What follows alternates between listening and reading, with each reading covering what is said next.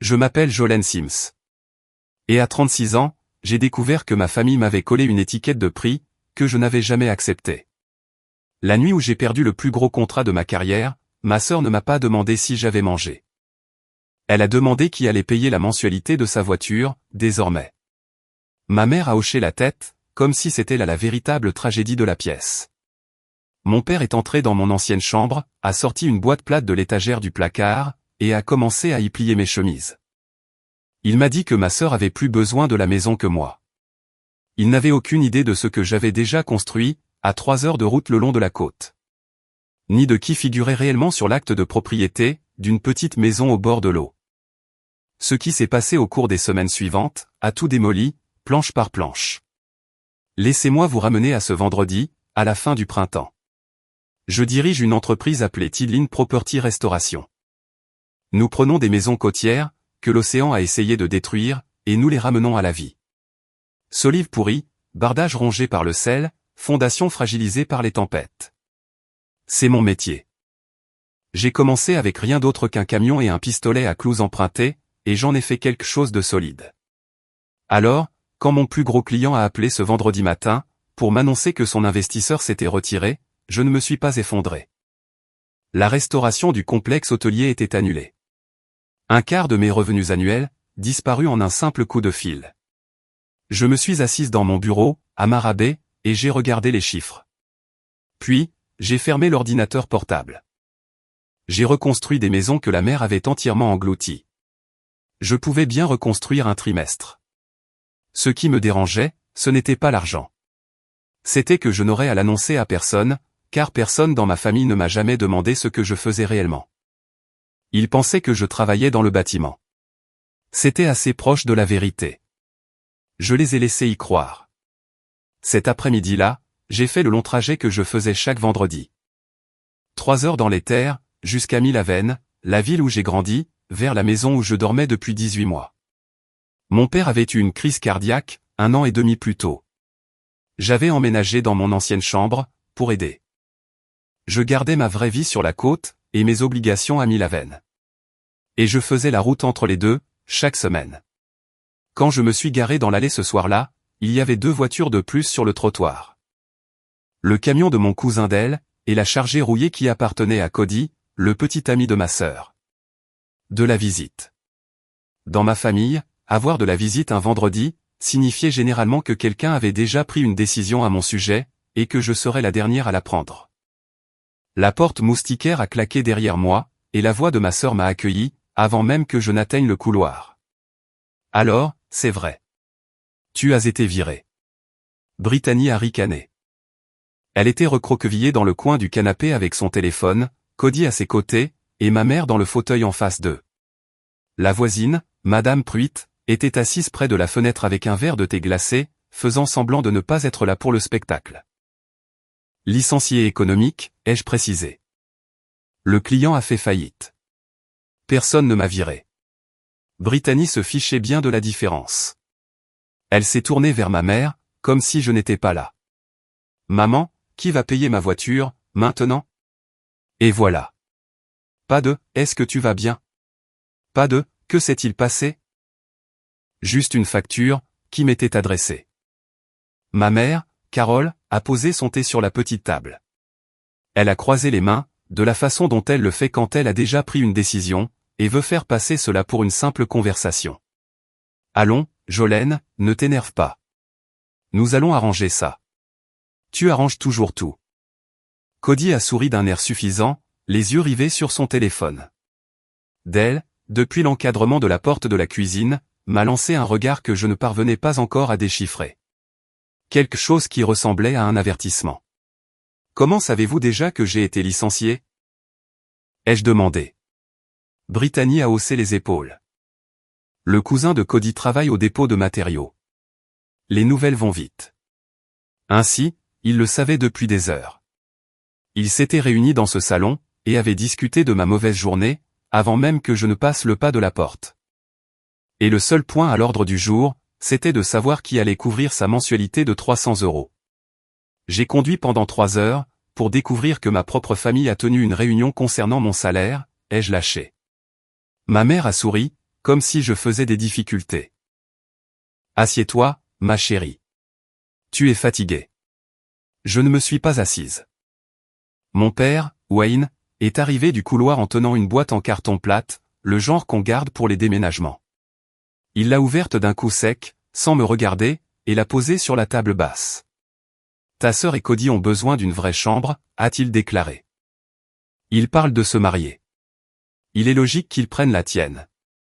Puis, ma mère a prononcé la réplique qu'elle avait clairement répétée.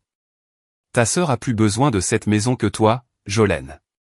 Elle l'a dit doucement, ce qui a rendu la chose encore pire. Brittany n'a même pas levé les yeux. Madame Pruitt a trouvé quelque chose de fascinant au fond de son thé. Mon père est entré dans ma chambre, au bout du couloir. Je l'ai suivi, et je l'ai regardé plier mes chemises de travail, pour les mettre dans cette boîte. Les mêmes mains qui m'avaient appris à manier un marteau, étaient maintenant en train de m'emballer, pour me virer de la maison que j'avais maintenue à flot. Tu es vraiment en train de faire ça, ai-je murmuré. Tu es toujours retombé sur tes pieds, a crié ma mère depuis le salon. Comme si cela réglait la question. Et voilà. La devise de la famille, Jolene retombe sur ses pieds, alors personne n'a besoin de la rattraper. J'ai regardé la boîte. La vieille boîte à couture de ma grand-mère était posée dessus. Celle que Nana m'avait offerte quand j'avais 12 ans. Je l'ai prise, et je l'ai tenue contre moi. Puis, j'ai glissé la main dans la poche de ma veste. J'ai senti le poids froid d'un trousseau de clés, que je n'avais jamais expliqué à personne dans cette maison. Je ne l'ai pas expliqué non plus, à ce moment-là. Vous ne me jetez pas dehors, ai-je dit calmement. Je choisis de prendre la porte. Mon père m'a enfin regardé. Et pendant une seconde, quelque chose a vacillé dans son regard. Puis, ma mère a lancé « Ne sois pas dramatique ». Et il s'est remis à plier les vêtements. J'ai pris la boîte moi-même. Je suis sorti avant que quiconque ne puisse m'ouvrir la porte, et je l'ai fermée derrière moi, toute seule. J'ai conduit les 3 heures pour retourner sur la côte, la nuit même, avec la boîte qui cliquetait sur le siège derrière moi. Je n'ai pas pleuré. J'étais trop occupé à faire des calculs. Au moment où la route a commencé à sentir l'air salin, et où les lumières de Marabé sont apparues au-dessus des dunes, j'avais déjà décidé comment le mois suivant allait se dérouler. Mon appartement se trouvait au-dessus d'un magasin d'articles de pêche, à 2 rues de l'eau. Mon bureau était un ancien hangar à bateaux réaménagé, 1 kilomètre plus loin, avec mon nom sur une enseigne que j'avais payée moi-même. C'était là, ma vraie vie. Celle que ma famille n'avait jamais pris la peine de visiter. Mon associé, Renata Vance, était encore au bureau à 22 heures. Comme elle l'était toujours lorsqu'un contrat tombait à l'eau, et que nous devions trouver des solutions en urgence. Elle m'a jeté un coup d'œil, portant cette boîte, et a posé son café. « Tu as enfin quitté cette maison », a-t-elle dit. « Ils m'ont quitté », lui ai-je répondu. J'ai simplement arrêté de me battre pour ça. Cela faisait 1 an que Renata me disait de prendre mes distances avec Milaven. Elle m'avait vu virer de l'argent à la maison, payer les factures, conduire sur cette autoroute chaque week-end. Et elle m'avait vu revenir plus vide à chaque fois. « Bien », a-t-elle déclaré. Alors maintenant, qu'est-ce que tu veux faire à ce sujet? Je n'ai pas répondu tout de suite. J'ai posé la boîte sur mon bureau, et je l'ai regardée. Sur le dessus, sous la boîte à couture, se trouvait un dossier que je gardais fermé à clé dans mon tiroir chez moi, et que je transportais d'un endroit à l'autre, comme un secret. Renata m'a vu le regarder. « Est-ce que c'est le moment ?» a-t-elle demandé. Je n'en étais pas encore sûr. Mais pour la première fois en 18 mois, j'ai senti la corde que je tirais se relâcher. Comme une amarre qu'on libère enfin. Laissez-moi revenir en arrière, car cette boîte n'est pas sortie de nulle part. 18 mois plus tôt, mon père s'est effondré dans l'allée, victime d'une crise cardiaque.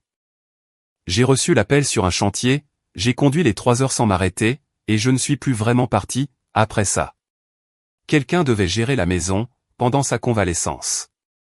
Et dans ma famille, quelqu'un a toujours signifié « moi ». Ma mère ne travaillait pas. Brittany passait d'un emploi à l'autre, démissionnant avant qu'il ne puisse la virer. Alors, j'ai emménagé dans mon ancienne chambre, et j'ai pris le fardeau sur mes épaules. J'ai rattrapé le retard sur les impôts fonciers, qui s'étaient accumulés discrètement. J'ai comblé le vide dans l'assurance habitation.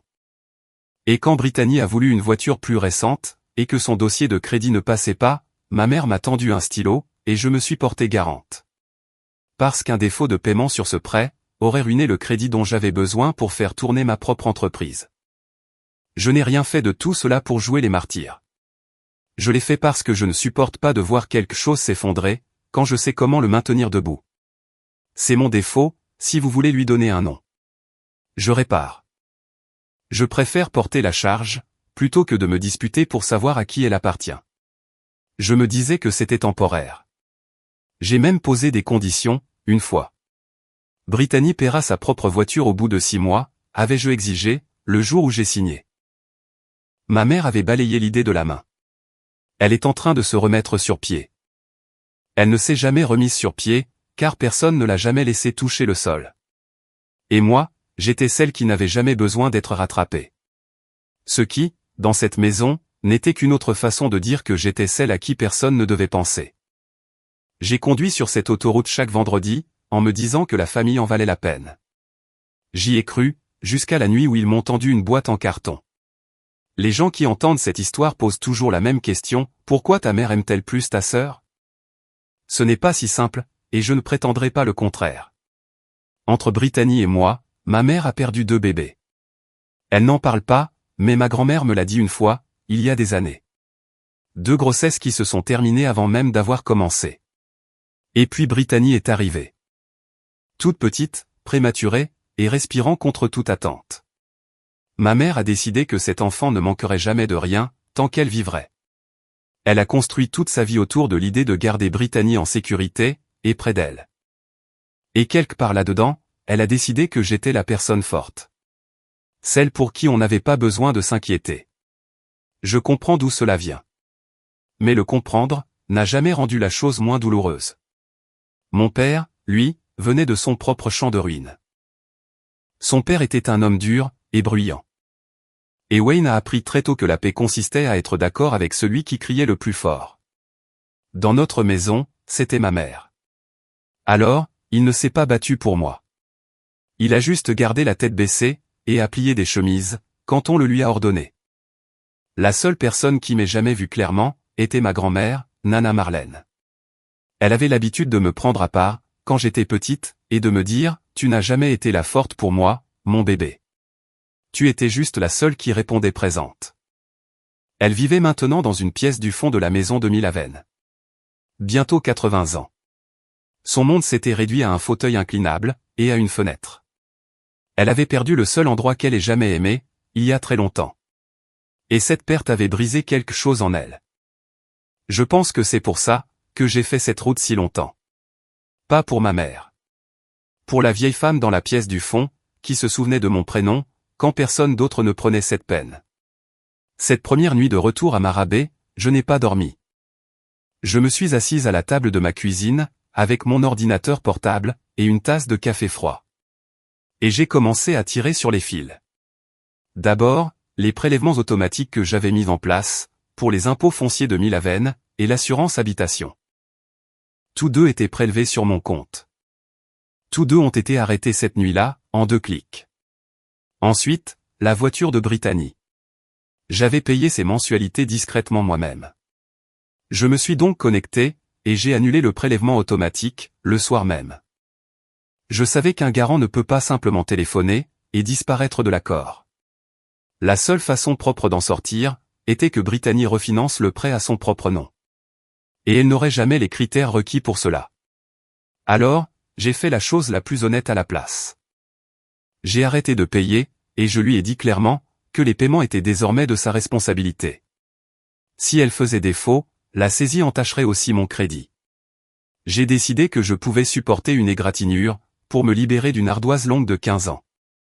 Ensuite, j'ai fait une liste de toutes les charges fixes que je couvrais en silence. Et j'ai tiré un trait sur chacune d'elles. Cela m'a pris environ 1 heure. Et quand j'ai eu fini, toute la machine silencieuse que je faisais tourner pour cette maison, s'était arrêtée. Ils m'avaient jeté dehors au coucher du soleil. À minuit, le sol sous leurs pieds avait commencé à céder, et ils ne le savaient même pas encore. Je ne le faisais pas pour punir qui que ce soit. Je le faisais parce que le mur porteur s'était enfin éloigné de la maison, et qu'un mur ne peut pas soutenir une pièce, dans laquelle il ne se trouve pas. J'ai ouvert le dossier verrouillé, que j'avais ramené de Milaven. À l'intérieur, se trouvait un acte de propriété vieux de 3 ans, portant mon nom, pour une petite maison sur une bande de plage, à 40 minutes de route sur la côte. Je n'en avais parlé à personne. Ni à Brittany, ni à ma mère, ni à mon père. J'ai tracé l'adresse du bout du doigt, comme on touche la photographie d'une personne que l'on a perdue. Puis, j'ai fermé le dossier, et je suis allé me coucher. Le truc avec une maison, c'est qu'elle ne s'effondre pas d'un seul coup. D'abord, un paiement passe à la trappe. Ensuite, une mise en demeure arrive. Puis, un téléphone sonne dans une cuisine, à 3 heures de route dans les terres. Et une femme, qui n'a jamais lu une facture de sa vie, réalise qu'elle ne sait pas du tout ce qui maintient son toit au-dessus de sa tête. Je veux faire une pause ici, une seconde. Les gens n'arrêtent pas de me dire que j'ai été froide, cette nuit-là. Peut-être que je l'étais. Mais j'avais passé 18 mois à être une source de chaleur dans une maison, qui réservait toute la chaleur pour quelqu'un d'autre. Si vous avez déjà été le mur sur lequel une famille s'est appuyée jusqu'à ce que vous vous fissuriez, vous comprenez déjà exactement ce que j'ai ressenti en m'en allant au volant de ma voiture. Restez avec moi. Le moment où tout bascule approche. Abonnez-vous, pour ne pas le manquer. Pendant 2 jours, la maison de Milaven est restée silencieuse. Pas d'appel de ma mère. Pas de texto de mon père. Brittany a publié une photo de mon ancienne chambre, avec une légende expliquant qu'elle avait enfin de l'espace. Je n'ai pas répondu. Je me suis jeté à corps perdu dans le travail, à la place. Parce que c'est ce que je fais avec une blessure. Je l'enterre sous une liste de tâches. Renata et moi avons cherché de plus petits chantiers, pour combler le trou laissé par le complexe hôtelier. Un duplex endommagé par une tempête. Le Porsche d'une veuve, qui n'était qu'à un bon coup de vent de s'effondrer. Du travail honnête, payé à temps. Le 3e matin, mon cousin Del a appelé. Del est le seul dans cette famille, qui m'ait jamais dit la vérité sans qu'on le lui demande. Et, a-t-il dit. Je pensais que tu devais savoir. Une lettre est arrivée à la maison. Avec l'entête d'une banque. Ta mère l'a fixée du regard toute la matinée. Quel genre de lettre? Quelque chose à propos d'une ligne de crédit sur la maison. Elle avait l'air effrayée, Jolene.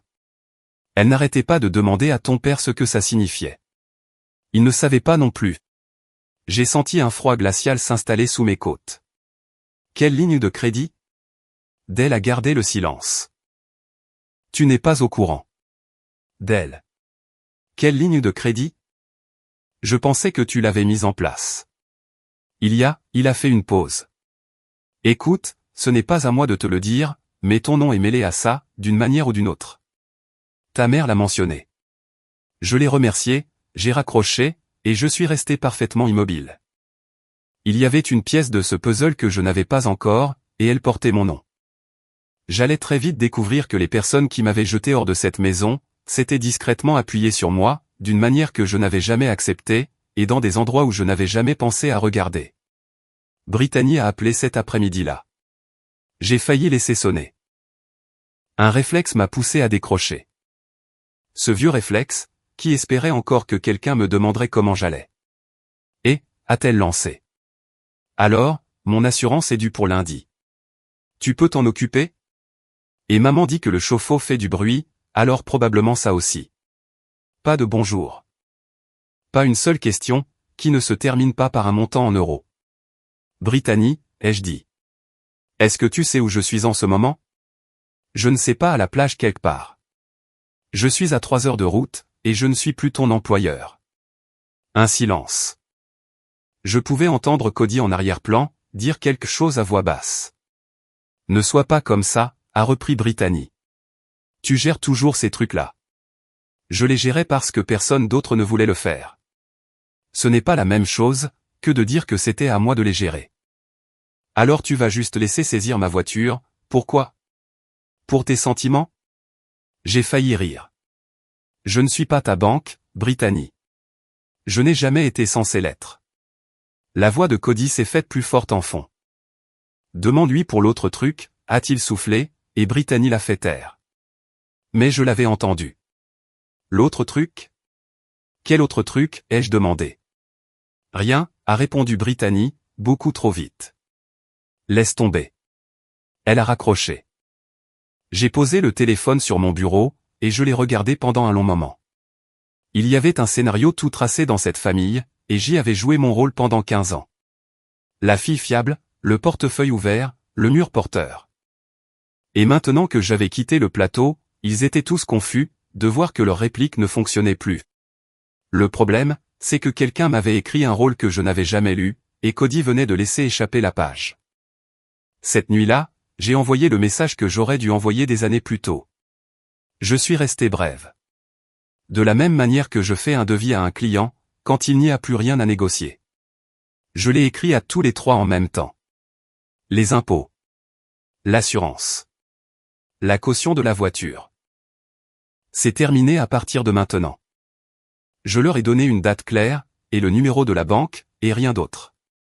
Pas d'excuses, pas de grands paragraphes sur à quel point je souffrais. J'avais appris il y a bien longtemps, que la tristesse n'émeut pas les gens, qui pensent que votre rôle est de saigner en silence. Seules les conséquences les font réagir. Avant de l'envoyer, j'ai écrit une ligne de plus, autant pour moi que pour eux, la famille n'est pas une facture. C'est une porte. Et j'ai fini de la tenir ouverte, pour des gens qui ne frappent, que lorsqu'ils veulent quelque chose. Je n'ai pas envoyé cette partie. J'avais juste besoin de la relire, une fois, de ma propre écriture, pour y croire. Puis, j'ai appuyé sur renvoyer ou pour le reste, et j'ai posé le téléphone, face contre la table.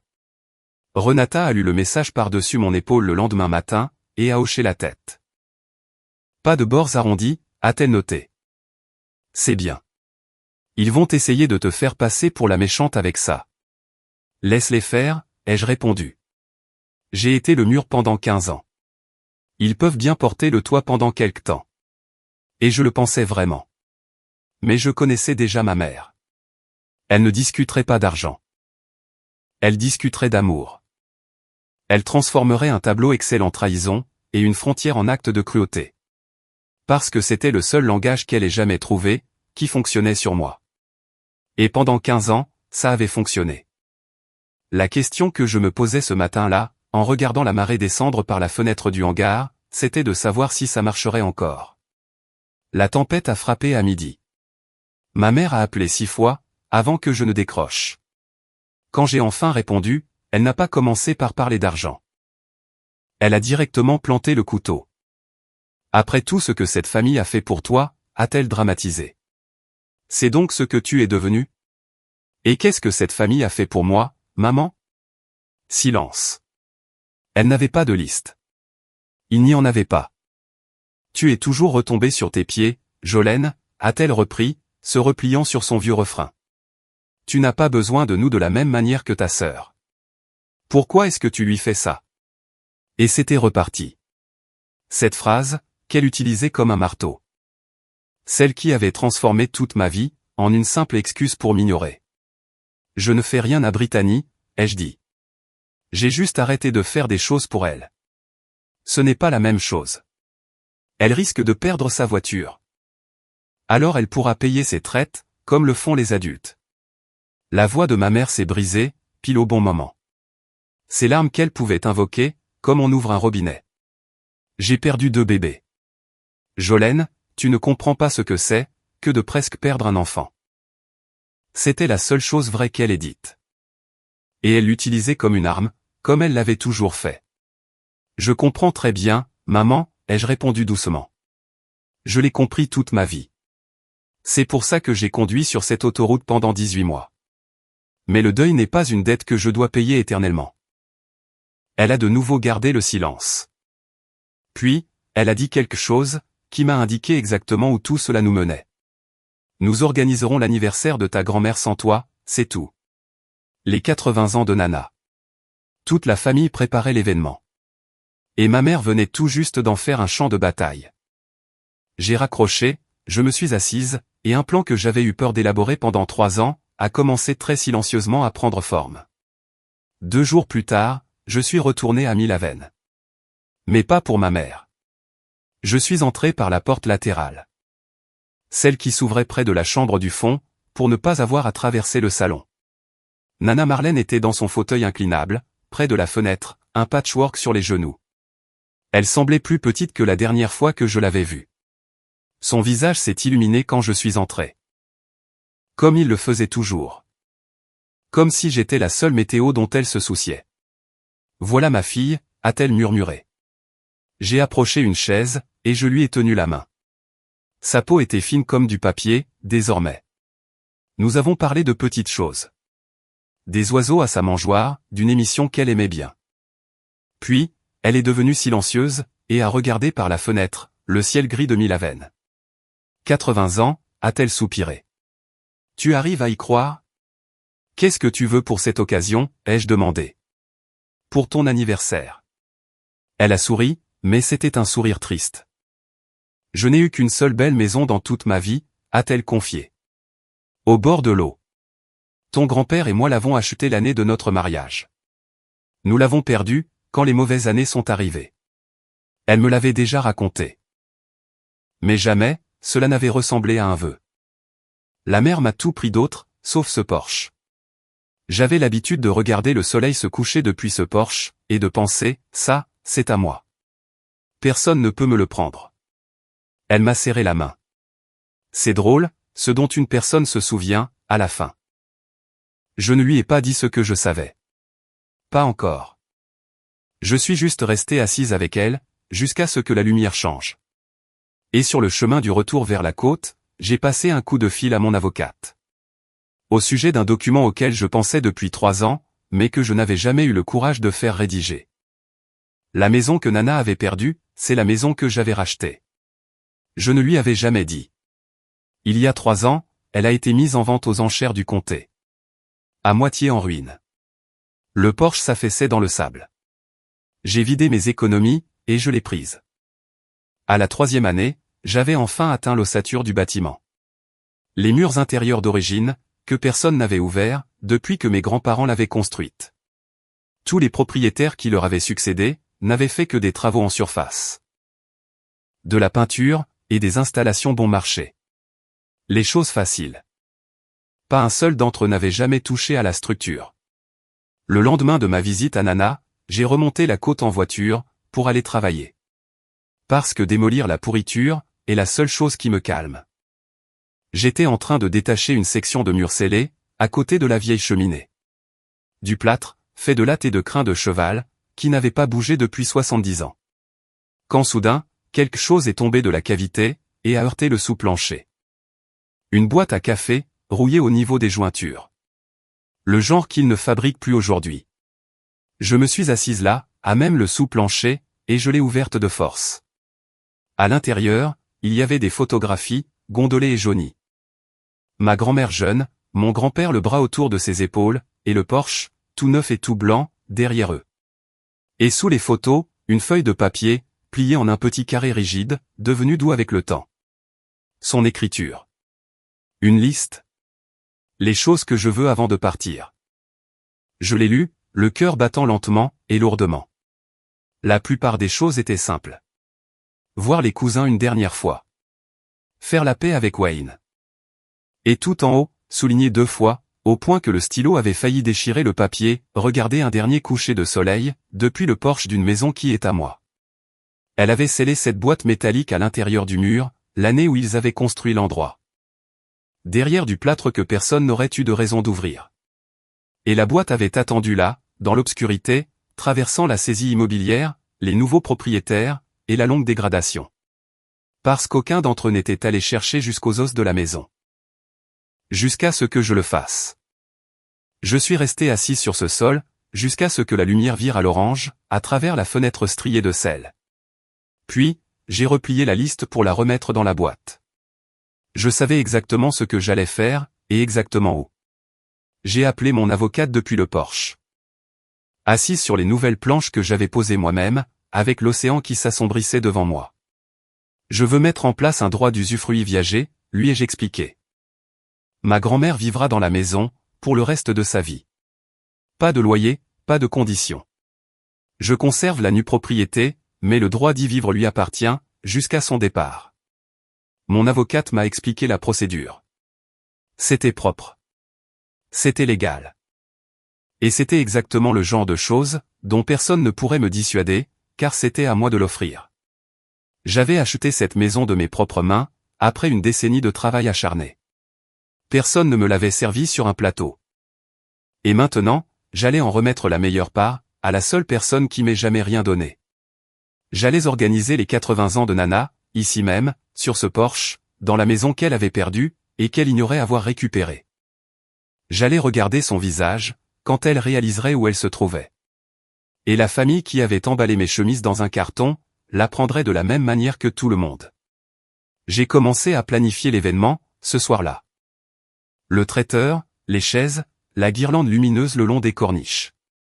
Renata pensait que j'avais perdu la tête.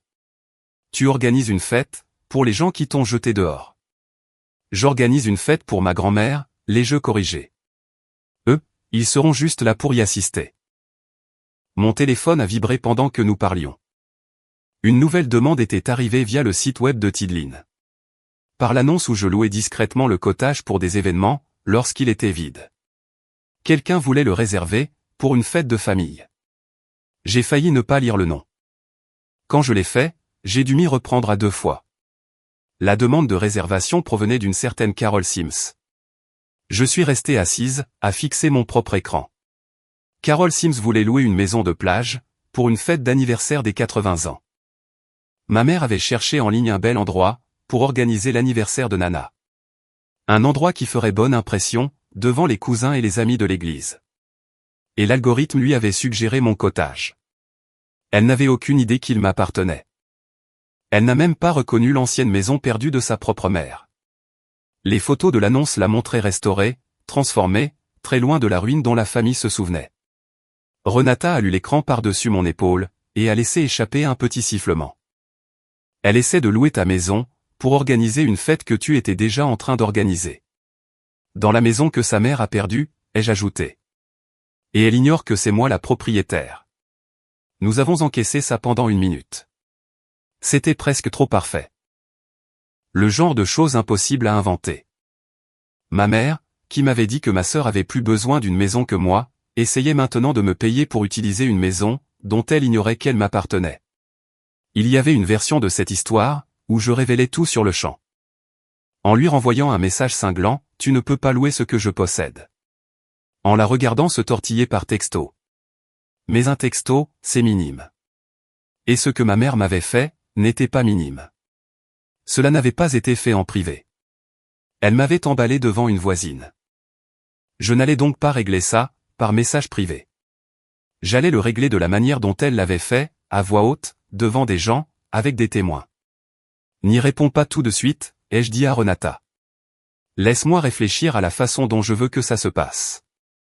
Je le savais déjà. Je voulais juste être sûr, d'avoir les tripes pour le faire. Avant que je ne puisse planifier quoi que ce soit, Dell a rappelé. Et cette fois, sa voix était tendue. J'ai découvert de quoi parlait la lettre de la banque, a-t-il annoncé. Tu ne vas pas aimer. Il s'est avéré qu'il y a 2 ans, ma mère avait ouvert une ligne de crédit adossée à la maison de Milaven. Pour financer Brittany, pour financer Cody. Pour payer le camion de ce dernier, ses idées d'entreprise, et le mariage dont il n'arrêtait pas de parler. Et parce que son propre dossier de crédit était faible, elle avait utilisé le seul nom solide rattaché à cette maison, le mien. Elle avait gardé des copies de tous les documents liés à la caution de la voiture. Mon numéro de sécurité sociale, mes revenus, mon ancienne signature. Et elle les avait utilisés pour contrefaire mon nom, sur la demande de ligne de crédit. Je ne l'avais jamais vu. Je ne l'avais jamais signé. Mais sur ce papier, j'étais co-emprunteuse. La ligne de crédit était maintenant en souffrance. La maison servait de garantie. Et mon nom était en jeu. Voici la partie la plus importante. Celle que j'ai ressassée 100 fois depuis. J'avais vu un signe annonciateur. Il y a 1 an, une lettre étrange m'était parvenue à la maison de Milaven. Quelque chose venant d'un organisme de crédit que je ne connaissais pas. J'avais posé la question à ma mère. Elle m'avait répondu que c'était du courrier indésirable, une offre de préapprobation, rien de grave. J'avais quand même appelé le numéro, et on m'avait fait tourner en bourrique. Quand j'ai essayé de faire retirer mon nom, ils m'ont dit que le titulaire du compte devait venir en personne pour signer. Or, le titulaire du compte, c'était ma mère. Et elle n'y est jamais allée. J'avais donc senti la fumée, j'avais cherché à déclencher l'alarme, et la porte avait été verrouillée, depuis un côté que je ne pouvais pas atteindre. Je suis resté assise avec le téléphone à la main, mesurant l'ampleur de la situation. La maison dont il me tenait à l'écart, reposait sur mon nom, depuis tout ce temps. Je n'ai pas paniqué. La panique est réservée aux personnes qui ne savent pas comment fonctionnent des fondations. J'ai rappelé mon avocate le lendemain matin, et nous avons traité le problème comme un chantier. Méthodiquement, de bas en haut. Nous avons extrait les documents du prêt. Nous avons placé la signature de la demande à côté de la mienne, et le faux sautait aux yeux. Nous avons recoupé les dates, avec les endroits où je me trouvais réellement. Ensuite, nous avons fait les choses nécessaires, et très peu glamour. Une contestation écrite pour fraude envoyée au prêteur, une attestation d'usurpation d'identité, un dépôt de plainte dans le comté où cela avait été enregistré. Mon avocate a été très directe avec moi. C'est un dossier de fraude solide. Mais la banque doit ouvrir une enquête, et cela peut durer des mois. Ils ne transféreront pas simplement la dette à la personne qui a dépensé l'argent. Ce n'est pas comme ça que ça marche. Ce que nous faisons, c'est contester le fait que vous soyez responsable. En quoi que ce soit. Si le faux est avéré, vous êtes retiré du dossier, et la banque se retourne contre les personnes qui ont réellement signé. J'ai encaissé la nouvelle. Désigné ma mère. Mettre par écrit qu'elle avait usurpé mon identité pour un prêt. 1 an plus tôt, j'aurais tressailli, et j'aurais épongé la dette pour maintenir la paix. Comme je l'avais toujours fait. Pas cette fois. Déposer le tout, ai-je ordonné. Et c'est ce que nous avons fait. C'était un travail lent, minutieux, et incertain. Le seul type de combat en lequel j'ai confiance, car il ne peut pas être balayé par des larmes. Ma mère recevrait bientôt une lettre différente. Une lettre qui dirait que le compte faisait l'objet d'une enquête pour fraude, et que la fille qu'elle avait jetée à la rue, ne portait plus la charge en silence. Je ne m'en suis pas réjoui. J'ai juste déposé chaque document, et j'ai très bien dormi. Il y a une certaine forme de paix, à réparer la bonne chose pour une fois. Au lieu de réparer la chose que tout le monde attend que vous répariez. Ensuite, j'ai joué ma carte pour la fête. J'ai demandé à Renata de répondre à la demande de réservation de ma mère, depuis le compte professionnel de Tidline, sous le nom de l'entreprise, sans que mon nom n'apparaisse nulle part. Le cotage était disponible pour sa date. Le message précisait que le coordinateur de l'événement s'occuperait des détails. Ma mère, ravie d'avoir trouvé un endroit qui rendrait si bien en photo, a payé la compte sans regarder à 2 fois. Elle n'a jamais demandé qui en était le propriétaire. Les gens comme ma mère ne se demandent pas qui soutient l'édifice. Ils se contentent de profiter de la vue depuis le sommet.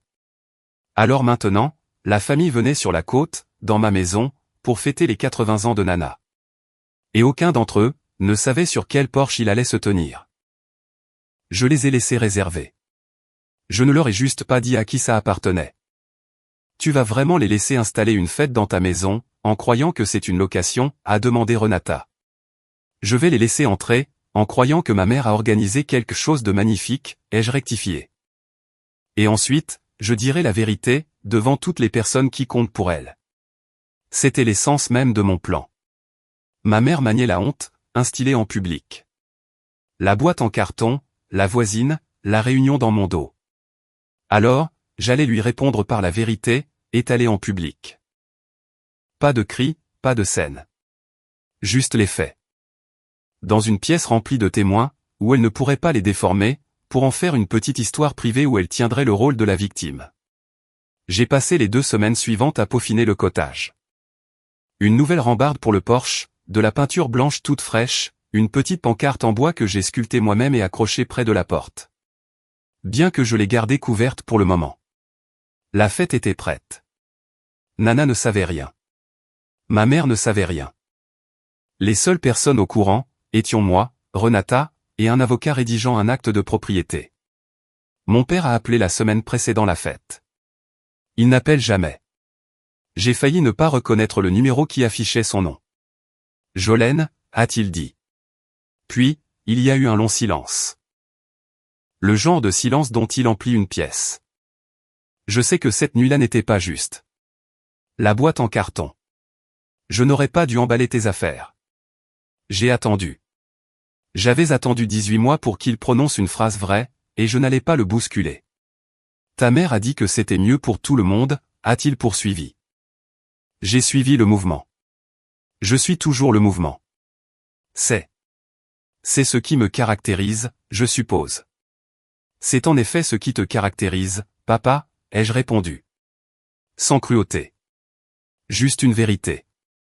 Il a expiré lentement. Il y a une lettre qui est arrivée à propos de la maison. Au sujet du prêt. Ta mère refuse de me dire ce qu'elle contient.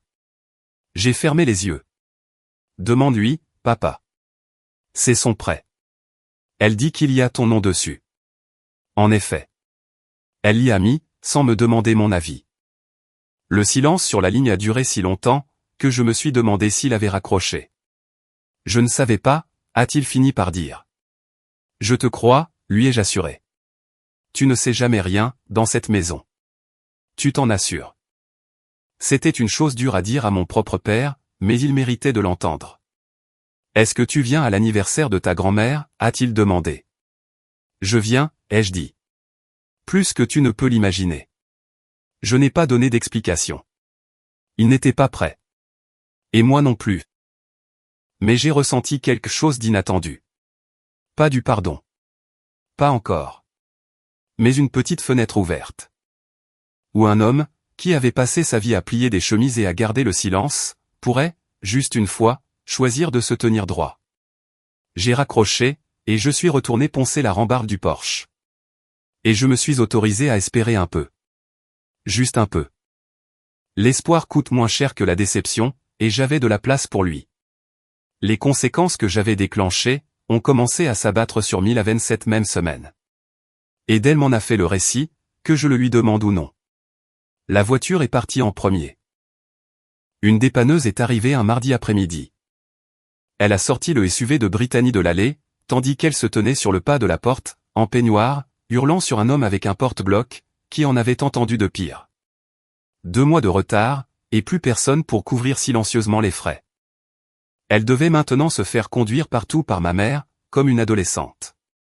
Ensuite, les mises en demeure concernant la ligne de crédit ont commencé à arriver sérieusement. Le compte faisant l'objet d'une enquête pour fraude, et n'étant plus le prête-nom silencieux derrière lui, les lettres du prêteur atterrissaient directement sur mes parents. Le service des fraudes de la banque a commencé à poser à ma mère des questions auxquelles elle ne pouvait pas répondre. La banque réclamait des paiements qu'il ne pouvait pas honorer. Ma mère a appelé d'elle, en pleurs, se plaignant de ce que Jolène nous a fait. Et d'elle, que Dieu le bénisse, a répondu, tante Carole, ce n'est pas Jolène qui a contracté ce prêt. Elle lui a raccroché au nez. Cody, sentant l'argent se tarir, a commencé à passer de moins en moins de temps à la maison. Les discussions sur le mariage se sont tues.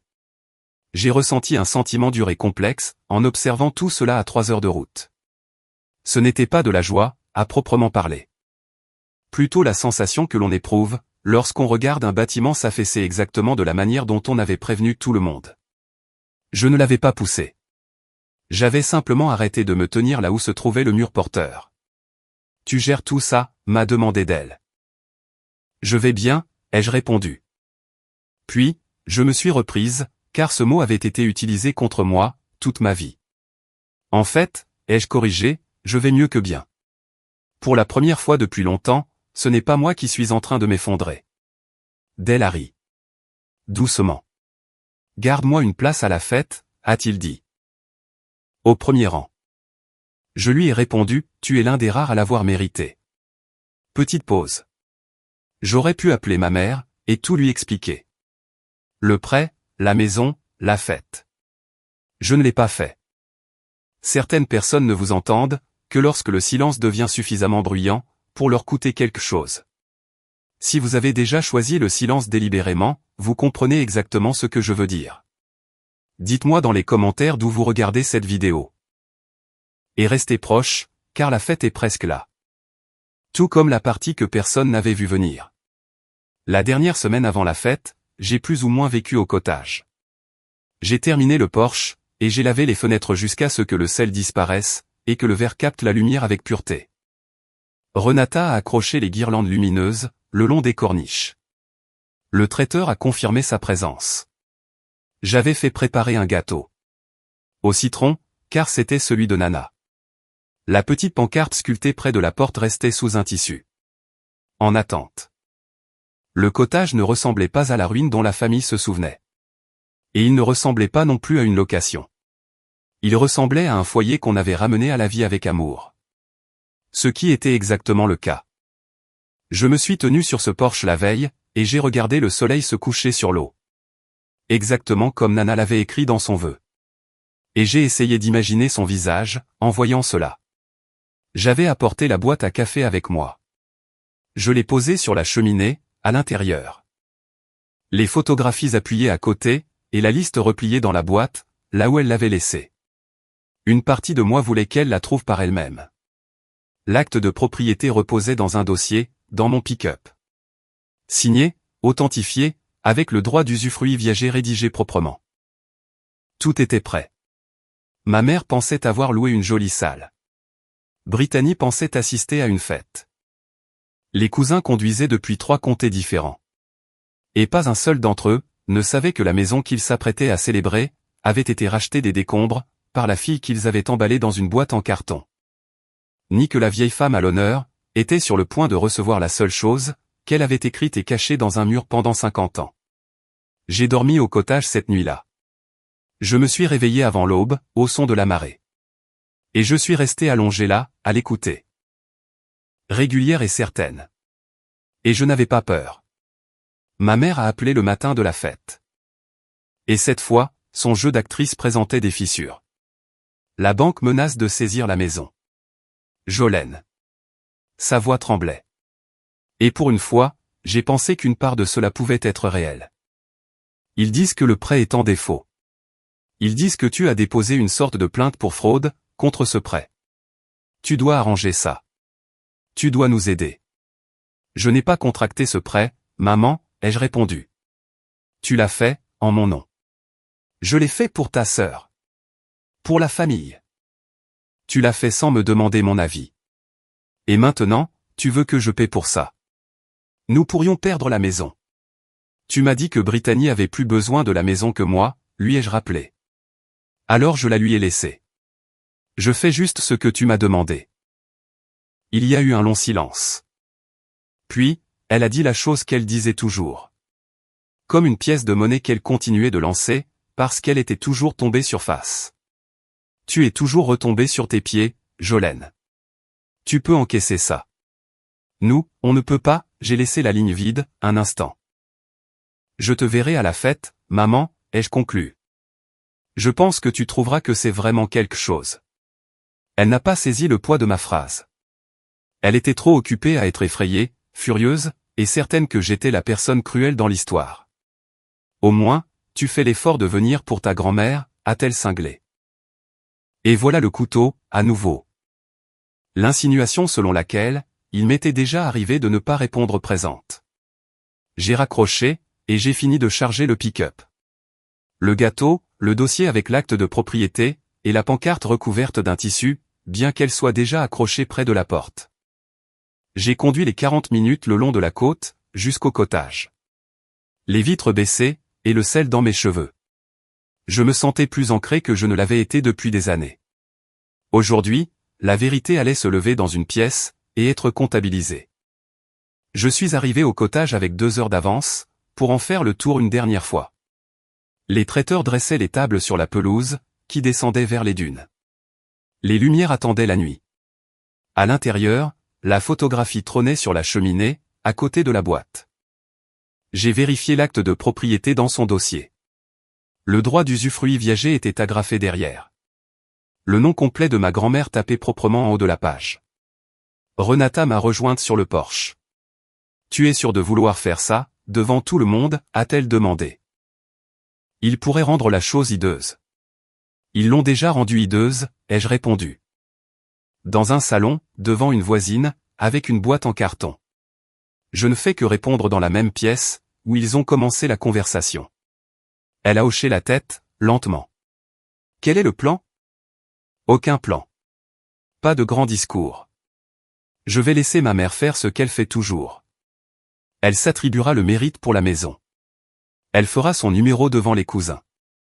Et quand elle se tiendra au milieu de tout ça, certaine d'avoir gagné. Je leur dirai la vérité. Ensuite, je donnerai le Porsche à Nana. Renata m'a observé longuement. Et la famille? La famille découvre qu'elle est invitée, ai-je asséné. Pas propriétaire, pas héritière. Des invités aujourd'hui, parce que Nana les aime, et que c'est son jour à elle. Mais la porte que je tenais ouverte avec mon propre dos pendant 15 ans. Celle-là se ferme. Je n'étais pas en colère, en disant ça. C'est la partie que les gens ne croient jamais. Je ne tremblais pas. Je ne répétais pas de répliques cinglantes. J'étais calme. De la même manière que la marée est calme. De la même manière qu'une chose est calme, lorsqu'elle sait qu'elle va se produire, peu importe ce qui se dresse sur son chemin. Les voitures ont commencé à arriver un peu après 16 heures. Je les ai entendues sur le gravier, des portières claquant, des voix montant jusqu'au porche.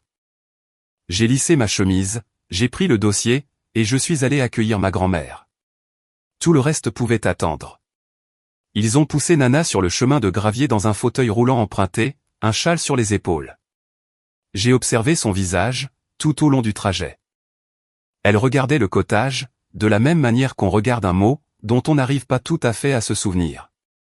Puis, le Porsche est apparu en pleine vue. La rambarde blanche, les lumières, les fenêtres propres et étincelantes. Et elle s'est arrêtée. Sa main a couvert sa bouche. Wayne, a-t-elle murmuré à mon père, qui poussait le fauteuil. Wayne, c'est. Elle n'arrivait pas à finir sa phrase. C'est ma maison. Les cousins continuaient de passer devant elle, en direction du buffet, sans comprendre. Mais mon père, lui, s'est figé. Il savait. Il avait grandi en visitant ce Porsche. Il a regardé la maison, puis, lentement, il m'a regardé. Debout en haut des marches. Et une émotion a traversé son visage, que je n'y avais jamais vu auparavant. Ma mère est arrivée sur le chemin, l'air légère dans sa belle robe, souriant déjà pour les cousins. Déjà l'hôtesse parfaite. N'est-ce pas magnifique, maman? A-t-elle lancé, assez fort pour que tout le monde l'entende. Je l'ai trouvé pour toi. Je voulais que tu aies un endroit magnifique. Nana ne l'écoutait pas. Elle fixait le Porsche. Et la pancarte sculptée près de la porte, que j'avais accrochée le matin même, et enfin découverte. Le Porsche de Marlène. Son propre nom gravé dans du cèdre, patiné pour donner l'impression qu'il avait toujours été là. Qui a fait ça, a-t-elle chuchoté. Qui a ramené ma maison à la vie? Le bruit de la fête continuait autour de nous. Les cousins riaient, les glaçons tintaient dans les verres. Le traiteur appelait au sujet du gâteau. Mais dans cette petite bulle, sur le Porsche, 3 personnes restaient pétrifiées. Ma grand-mère, la main sur la bouche. Mon père, devenu livide. Et ma mère, qui commençait enfin à sentir que le scénario dans sa tête, et la pièce dans laquelle elle se trouvait, n'étaient pas le même endroit. Maman, a repris ma mère, incertaine maintenant. Je l'ai loué pour toi. Et ce fut le moment que j'attendais. J'ai descendu les marches. Ma mère, décontenancée mais se reprenant, a fait ce qu'elle fait toujours. Elle a rempli le silence avec sa propre personne. Elle s'est tournée vers les cousins rassemblés sur la pelouse, vers les amis de l'église, vers tante Rata, et toute la foule présente. Et elle a élevé la voix, pour endosser le rôle qu'elle préférait, celui de la femme généreuse, celle qui rendait les choses possibles. Je voulais que les 80 ans de maman soient spéciaux, a-t-elle annoncé. Alors, j'ai trouvé ce lieu magnifique, juste au bord de l'eau. Ça n'a pas été facile, croyez-moi. Mais rien n'est trop beau pour ma mère. Quelques personnes ont applaudi. Brittany, à côté de Cody près de la glacière, a souri comme si les louanges lui revenaient en partie. Ma mère rayonnait maintenant. La frayeur causée par l'appel de la banque le matin même, était enfouie sous la chaleur d'un public conquis. C'était son remède, être vue comme la femme qui pourvoyait, qui organisait, qui donnait. La même femme qui m'avait dit que ma sœur avait plus besoin d'une maison que moi, saluait maintenant son public, dans une maison dont elle ignorait que j'étais la propriétaire. 3 mois de planification, a-t-elle continué, s'échauffant.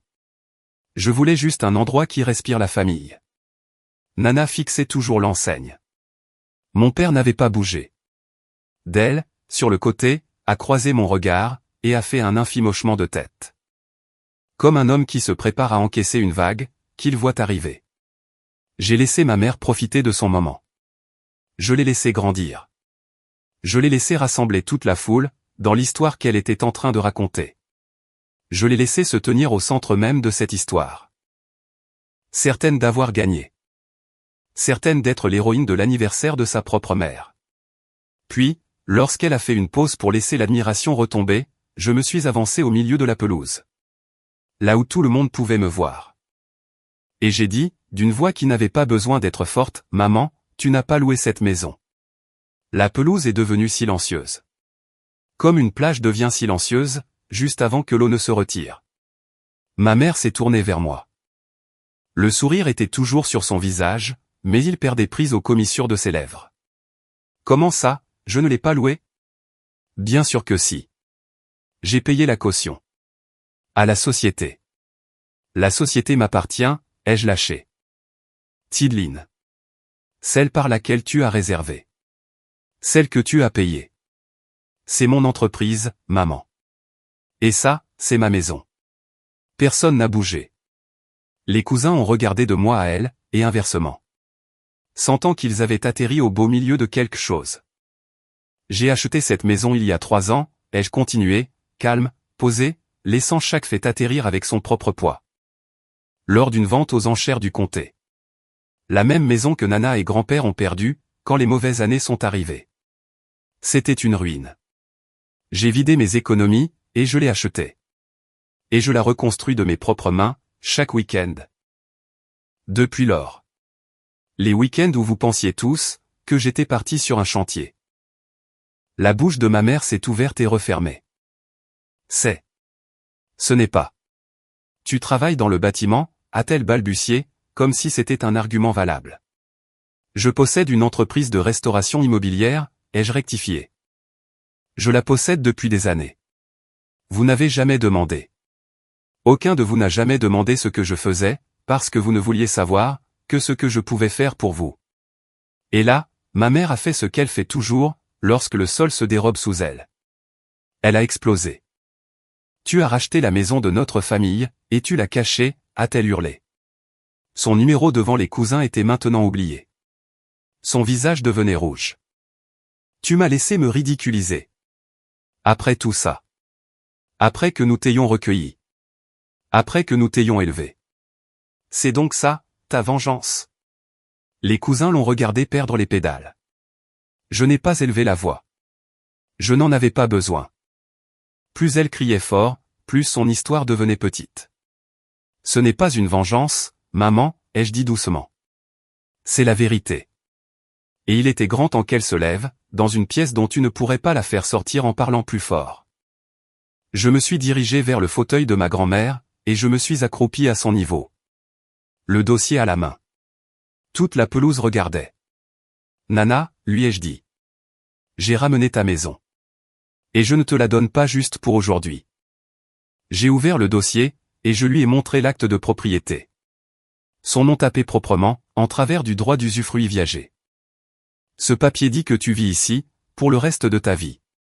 Pas de loyer, pas de conditions. Le coucher de soleil depuis ce porche, t'appartient. Exactement comme tu l'as écrit.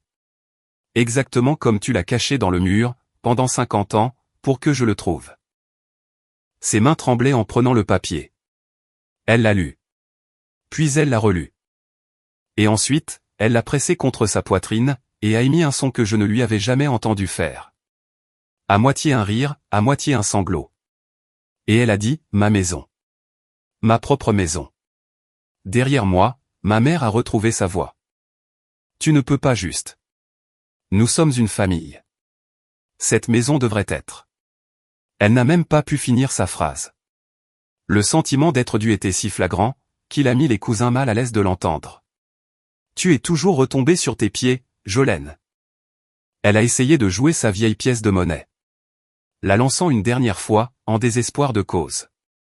Je me suis levé, je l'ai regardé, et je lui ai laissé voir, que la pièce ne fonctionnait plus. Je suis effectivement retombé sur mes pieds, ai-je répliqué. Juste ici. Sur le porche d'où tu m'avais emballé pour me chasser. La pelouse était silencieuse. Tu m'as dit que ma sœur avait plus besoin d'une maison que moi, ai-je poursuivi. Tu t'es trompé sur la maison, et sur la personne. Nana avait plus besoin de celle-ci, que cette famille ne l'a jamais eue. La bouche de ma mère a bougé, mais aucun son n'en est sorti. Et ma grand-mère, dans son fauteuil, serrant l'acte de propriété, a levé la tête, a regardé sa fille, et a dit, d'une voix faible mais suffisamment claire pour que chaque cousin l'entende, « Carole, tais-toi. La petite m'a rendu mon Porsche.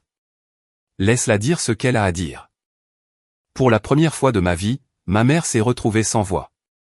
Toute la façade, si soigneusement construite, s'est effondrée là, sur la pelouse, devant toutes les personnes que ma mère avait voulu impressionner. Tante Rata a demandé, beaucoup trop fort, « Carole, c'est quoi cette histoire de prêt sur ta maison ?» Et ma mère a tressailli, comme si elle avait été giflée. Parce que bien sûr, les rumeurs familiales avaient aussi transporté cela. Les cousins ont commencé à murmurer. Brittany, sentant le vent tourner, a essayé de faire diversion. C'est tellement injuste. Tu nous fais honte à la fête de Nana. Je ne fais honte à personne, ai-je dit. Je dis la vérité. Il y a une différence. Tu serais surprise de voir à quel point, ces deux choses sont souvent confondues dans cette famille. Cody avait déjà dérivé vers le parking. Soudain très intéressé par son téléphone. Comme le font les hommes de son genre, quand le trajet gratuit touche à sa fin. Et puis, mon père a bougé. Wayne, qui avait passé 63 ans à garder la tête baissée et à plier des chemises quand on le lui ordonnait, est passé devant ma mère. Il a marché jusqu'au fauteuil de ma grand-mère. Il a posé sa main sur son épaule. Il m'a regardé. Et il a dit, d'une voix rauque, « Elle a raison. Jolene a raison, sur toute la ligne. » Ce n'était pas grand-chose.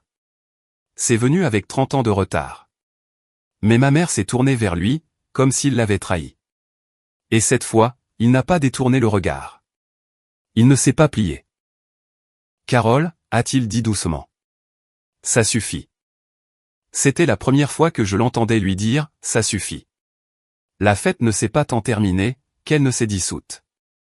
Les cousins, ne sachant plus où regarder, ont dérivé vers le gâteau. Tante Rata a commencé à poser à ma mère des questions pointues, auxquelles elle ne pouvait pas répondre. Et je me suis tenu à côté du fauteuil de ma grand-mère. La main de mon père près de la mienne, sur le dossier. Et nous avons tous les trois regardé l'eau. Tandis que derrière nous, la famille que j'avais portée pendant 15 ans, s'effondrait silencieusement sous son propre poids. La foule s'est clairsemée dans la soirée. Les cousins sont partis par groupes de 2 ou 3. Certains d'entre eux s'arrêtant pour me serrer la main, sur le chemin de leur voiture. Quelques-uns regardant ma mère d'une manière différente, de celle dont ils l'avaient regardée en arrivant. Brittany est partie avec Cody. Puis est revenue 10 minutes plus tard, car Cody était parti sans elle. Elle ne s'est pas excusée. Mais elle s'est assise sur les marches pendant un moment, silencieuse, à regarder l'eau. Et avant de partir avec mes parents, elle a dit, je n'étais pas au courant pour le prêt. Pour ce que ça vaut. Ce n'était pas grand-chose, mais c'était la première chose vraie, qu'elle m'ait dite depuis des années. Mes parents sont rentrés à Milaven. Pour faire face à une maison, qu'ils allaient devoir sauver par eux-mêmes, désormais. Avec leur propre nom, et leur propre argent. Le litige sur la ligne de crédit allait s'éterniser pendant des mois, et rien n'était garanti. Mais j'avais arrêté de le porter en silence. Et ce pourquoi ils avaient réellement signé, ils en répondraient par eux-mêmes. Je suis resté avec Nana. Quand le crissement de la dernière voiture sur le gravier s'est évanoui, j'ai poussé son fauteuil jusqu'au bord du Porsche. Et nous nous sommes assis ensemble, alors que le soleil se couchait sur l'eau, répandant de l'or sur toute la baie. Elle a gardé l'acte de propriété sur ses genoux, pendant tout ce temps. Premier coucher de soleil qui est tout à moi, a-t-elle murmuré doucement. Ça aura pris 80 ans. Ils sont à toi, maintenant, lui ai-je dit. Tous ceux qui viendront, à partir de maintenant. Elle a tendu le bras et a trouvé ma main. Et nous avons regardé la lumière décliner ensemble. Et aucune de nous deux n'a ajouté quoi que ce soit. Parce qu'il n'y avait plus rien d'autre à dire. J'ai gardé le cottage, et Nana y a vécu. Je m'y rendais la plupart des week-ends. Comme j'avais l'habitude de conduire jusqu'à Milaven. Sauf que maintenant, l'autoroute me menait vers quelqu'un qui était heureux de me voir. Au lieu de quelqu'un qui avait besoin de moi pour quelque chose. Tidline s'est redressée. Nous avons décroché 2 nouveaux contrats à l'automne. Et le trou laissé par le complexe hôtelier s'est refermé. Planche par planche. Comme les trous se referment, quand on continue de travailler. Ma mère et moi ne nous sommes pas parlé pendant un long moment. Je n'ai pas claqué cette porte. J'ai juste arrêté de la tenir ouverte avec mon dos. Mon père a appelé parfois. Des appels courts, prudents. Et une fois, il a conduit jusqu'à la côte, tout seul. Il s'est assis sur le porche avec Nana et moi, et n'a pas dit grand-chose. Ce qui, venant de lui, valait tout un discours. Les gens me demandent encore si je me sens coupable, d'avoir coupé les ponts avec ma famille. Je leur dis ce que j'ai fini par comprendre, la famille n'est pas une facture, que l'on doit payer éternellement. C'est une porte. Et j'ai fini de la tenir ouverte, pour des gens qui ne frappent que lorsqu'ils veulent quelque chose. Ceux qui frappent parce qu'ils vous aiment, vous les laisserez toujours entrer. Les autres, peuvent apprendre à porter leur propre toit. J'ai passé 15 ans à être le mur porteur. Il s'avère, que je fais un bien meilleur Porsche. S'il y a une chose que je veux que vous reteniez de mon histoire, c'est ceci, poser une limite, ce n'est pas claquer la porte au nez des gens qu'on aime. C'est enfin décider, à qui on donne la clé. C'est mon histoire. Un licenciement, une boîte en carton remplie de chemises pliées, et un Porsche qu'une famille a essayé de prendre à une femme, qu'il avait déjà racheté. Si cela vous a rappelé que votre gentillesse n'est pas une dette que vous devez payer éternellement, prenez-le comme un signe. Donnez-vous la clé en premier. Partagez ceci avec quelqu'un qui a besoin de l'entendre. Laissez un commentaire, dites-moi d'où vous regardez cette vidéo, abonnez-vous, et on se retrouve dans la prochaine.